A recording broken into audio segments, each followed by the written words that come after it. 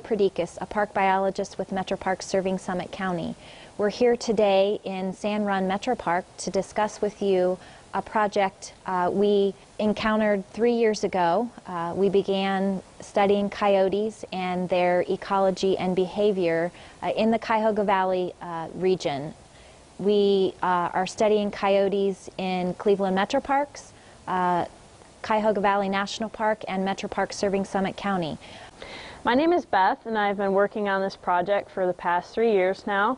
I'm a graduate student at the University of Akron, working on my master's thesis. My main interests or goals of my research include coyote behavior, both spatially and temporally, as a function of human activity within the Cuyahoga Valley region. So to study coyotes, we purchased both VHF and GPS collars, and we wanted to collar at least 30 animals to be able to track their movements over the landscape. A VHF collar is very high frequency.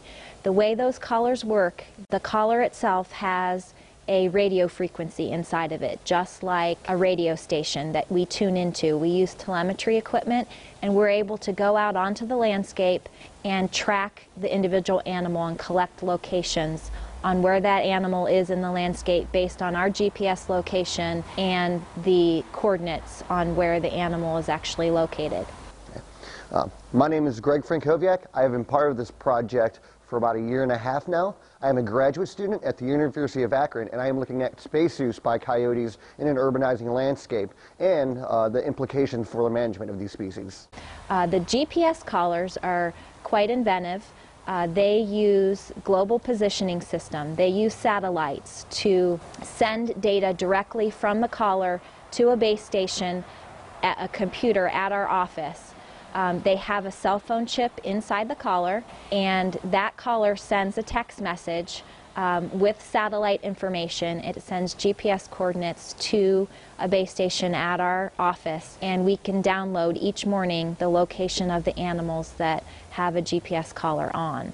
The goals of our coyote project were to determine home ranges of the animals in our landscape. We're interested in whether the coyotes are healthy, as well as understanding their diet across the seasons within our study area. Cleveland Metro Parks has initiated this part of the study, and we collected scat samples throughout Metro Parks serving Summit County and the Cleveland Metro Parks, and those samples were washed and prepared so that we could determine what types of critters the animals were eating on a seasonal basis. Some of the preliminary studies show that these animals are eating a lot of small mammals. They're small mammal specialists, things like meadow voles, rabbits, and squirrels, and they're also utilizing deer in the landscape, both carrion in the wintertime and potentially fawns in the spring. To study our VHF animals, we have to physically go out in the field, use telemetry equipment, and do a technique called triangulation, which means we take 3 individuals with telemetry equipment to listen to the radio signal from the collar.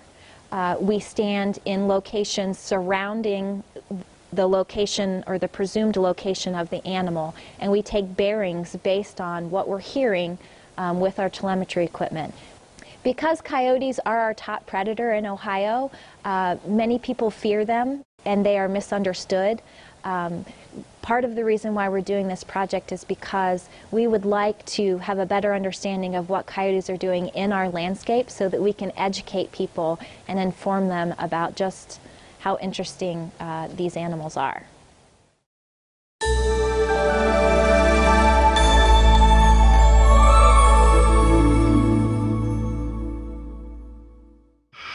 Alright, so this is what the VHF frequency sounds like when we're out tracking with our telemetry equipment.